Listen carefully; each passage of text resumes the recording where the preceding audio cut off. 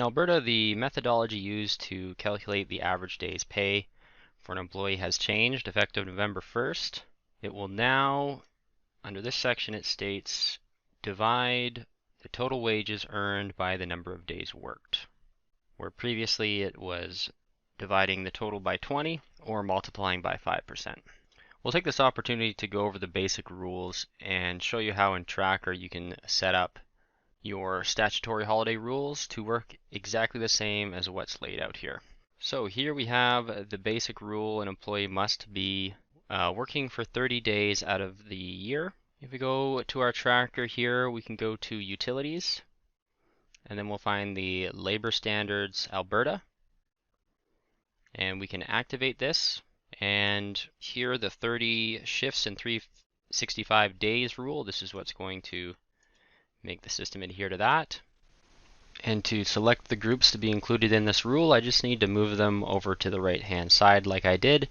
And to do this, I can select all my codes to be included by just hitting each of these double arrows. If any codes are left on the left hand side here, they will be excluded from adhering to this rule. The next thing we need to set up here is the averaging methodology used. So here we need to go back to our Tracker, and we can go to Setup Holiday Rules. We'll take our Alberta rule, and here we want to make sure we have total hour formula averaging turned on. We want it set to a 28-day period, and we want this to be divide the total hours by total shifts, which you can get by hitting this drop down and clicking here. You might have it like this with a number, and you can just click this, click that, and it will put in the total shifts. And then we also want to turn on here time regular, so it will average over the regular wages. And then here you can have the average rate earned over the stat calculation period. If the employee earns different wages in the period, it will pay the average of those two rates. So for example, let's say if they worked, let's bring up the calculator here. Let's say they worked half of their time at $15 an hour and then half their time at $20 an hour. The system would average to pay the average wage.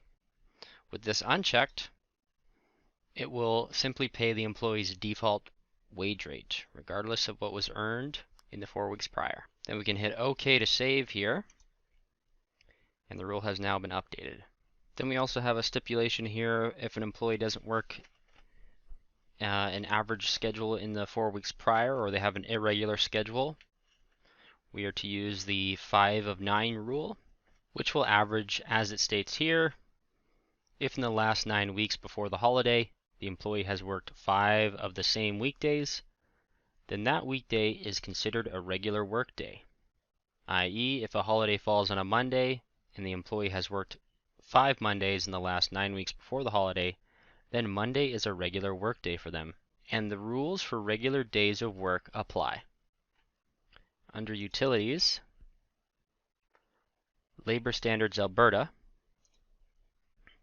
we have the 5 of 9 rule, and here we can just select all of our codes to make it apply to everyone.